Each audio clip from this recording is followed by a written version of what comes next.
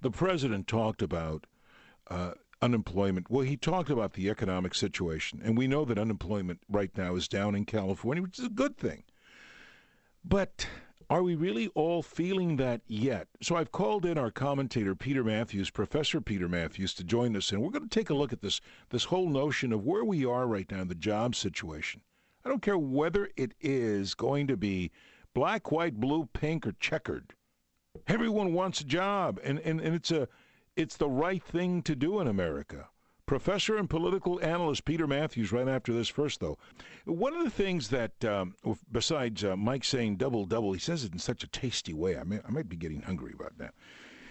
President Obama, working hard on this Friday afternoon, he was out in Miami, and he was talking about a plan to encourage private sector investment. Mondo, I want to hear a little bit about what the president was talking about when he was talking about today.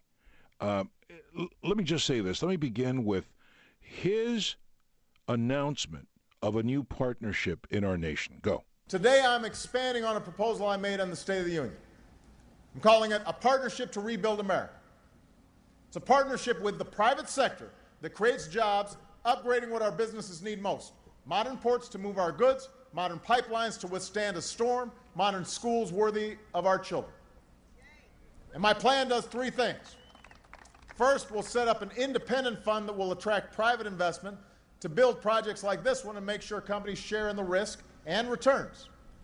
Instead of picking projects based on pork barrel politics, we'll pick them based on how much good they'll actually do for the economy, how much the projects make sense. And we'll better finance projects that involve more than one mode of transportation or more than one town or state, with less red tape to gum up the works. So all this will make the process more efficient. It'll help us break ground on some of the projects that our cities and states need most, and they can do it faster and better.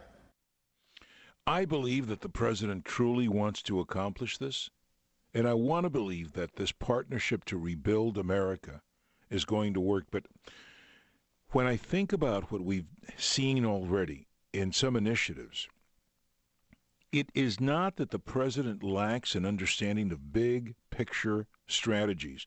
It is that sometimes in the execution, those underneath them have not followed through and executed well. Truly, that is a concern. And he speaks of that, cut 5, where he talks about the syndrome in Washington. It seems to be that once you get inside the Beltway, you have to learn how to joust, how to attack, and how to just parry with your opponent. Here we go. You know, I know in Washington people just like to argue. I guess it gets them on TV.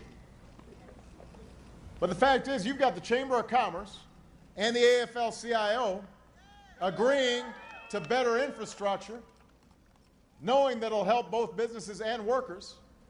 So if you got the Chamber and the unions agreeing, then the politicians should be able to agree too. Wouldn't it be a great idea if the politicians were to agree? And then I want you to combine that, as I bring Professor Peter Mathews into the conversation, with the word today that we are now seeing some improvement in the job situation in California. But Professor, and we welcome you to the program. Great to be here again, Dave. One of the things, though, that I challenge myself and others to think about is, are we really seeing improvement across the board, or is it only in certain sectors? I know the president is trying to address that by saying they will focus on those opportunities that have the biggest footprint. So tell me, what do you think is really the outlook, not just for the country, but the state of California on the jobs front? Well, California in the Great Recession has been always behind the country, meaning we have more unemployment. Right now, they said it's improved to 9.6%, but the real picture is worse, Dave. It's more like 19% if you count the people that are underemployed, who want to work full-time but can't. You count the people who have dropped out of the workforce by not looking for jobs, they've given up. You add all that up, it's about 19% in the California. L.A. County is about 20% unemployment in that state. It's called a U2, and this is from the U.S. Bureau of Labor Statistics. They use a U6 definition, which includes officially unemployed people as well as those who are the workforce. So that's really a lot worse. And to get back to what the president's offering, he's offering infrastructural bank that'll attract private capital as well. and then contracts to private companies to help us rebuild the pipelines, the roads, the bridges, et cetera. I think the better model, it's a good enough model, but a better one would be the WPA under Roosevelt, and I have a proposal called the CWPA, California Works Progress Administration, and also California Small Business Administration, where you take some of this money the government could bring in at the state level by closing corporate loopholes, we'll talk about that later, bring in about $7 billion, put it into a direct employment program and contracts to rebuild the roads, the bridges, and ports and sewer lines here in California.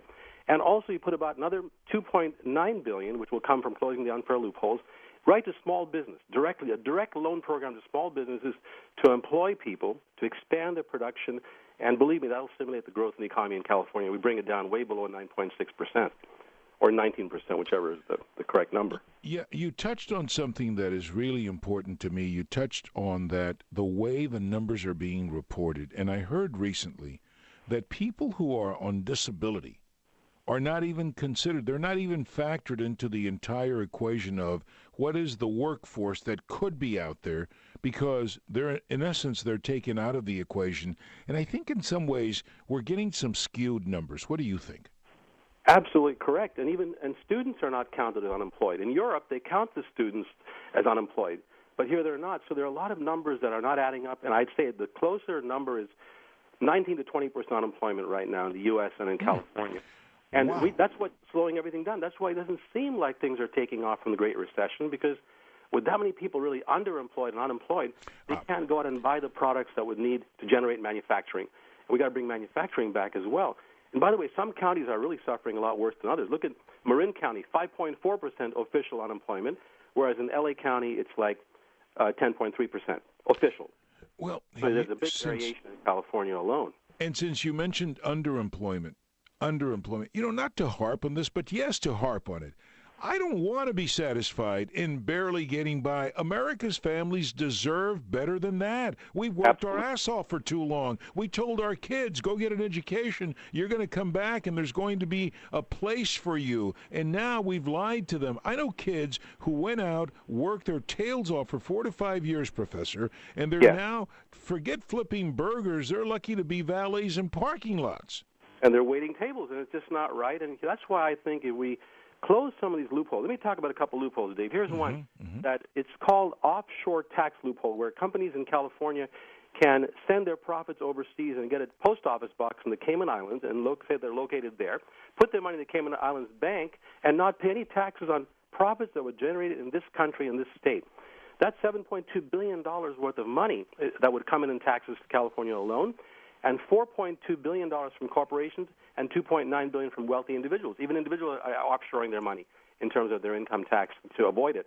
Now, here's another one. Wait. Yeah. So you say avoid. They say, no, we're taking advantage of an existing loophole. Let's get real. If America is going to turn a corner, and if we're going to truly make progress right now, we all have to have some skin in this game. Instead of seeing how much skin we can take out of the game, siphon it off, and squirrel it away, it is, I got mine, screw you. I mean, that's what I feel is happening in America's space today. That is what's happening, and it's just not working. It's not helping the country get stronger. Look at this one. 290 of the top Fortune 500 companies reported that they were holding $1.6 trillion in offshore accounts to avoid taxes. That $1.6 trillion could be used to invest here and to create jobs and get people hired. And like you said, a lot of educated engineers coming out of college in California can't get jobs building the next level of product, which we could do. So there's got to be some action here, and the loopholes are where you start, in my view, to bring the money in. And small business will do is hire two-thirds of our people. So listen to this. Our people are hired by small businesses. Yeah. No, you were touching on small business, and you say that how much of a percentage of America's workforce is hired by small business? Two-thirds of Americans are hired by small businesses. Mondo, and that's something people don't know. Mondo, play cut 4. I want the professor to hear this, because as the president announced this partnership to rebuild America, and I hope, and I was thinking, Professor, that one of the things we got to do is break down some of these huge contracts into what I would call bite sizes, where small businesses and medium, what I call emerging businesses and mid-sized companies can also participate, not just the mega companies that time and again are the big pigs at the trough. Mondo, play 4. We're going to fund more projects at less cost by establishing a new infrastructure initiative called America Fast Forward Bonds. It's going to give mayors and governors more flexibility and power to attract private investment for public projects. Number three, we'll strengthen a loan program that in recent years has helped governors and mayors leverage 4 times the money Washington put into it. And that means we're helping construction workers get on the job quicker, repaying taxpayers their hard-earned money faster. That's the kind of approach we use to help Port Miami Tunnel get off the ground, or I guess underground. That's the partnership to rebuild America. That's how we'll create good jobs, doing the work America needs done. That's how we'll encourage more businesses to start here and grow here and hire workers here. And by the way, this should not be a partisan idea. And he concludes there a couple of things real quick. Professor, one you're going to comment on, I know, the other one you may not, but I like the fact that infrastructure was part of your plan because you talked about rebuilding some of the sub-infrastructure. Repeat that again where you think we ought to put some more of our effort and get people to work. Well, the infrastructure, to start with, it should be the roads, the bridges, the sewer lines, the water systems. You've got schools. School buildings, K through 12, are falling apart, and you know the American Society of Civil Engineers came up with billions of dollars needed for that. So schools are important. Some of them don't have running, proper heating. All kinds of stuff that has to be done with education infrastructure. But those are the key areas, Dave, and that would create hundreds of thousands, if not millions, of jobs if it's done right. And we've got actual historical example when President Roosevelt brought in the WPA, the PWA, the CCC, the Civilian Conservation Corps. We could be doing that here. Now, would that be built with tax dollars?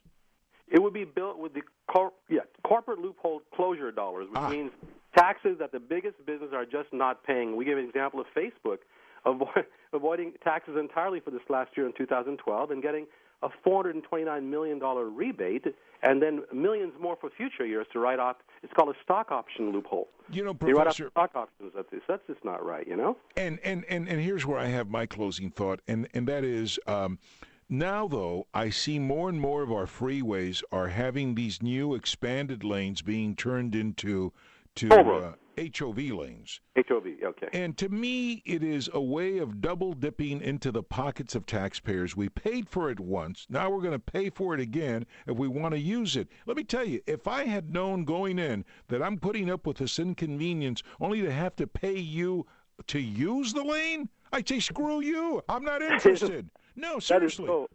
That is so outrageous because, like you said, we're paying twice, and it's already been built, and yet they're going to charge us now. And by the way, that has to do with what I call dollar democracy.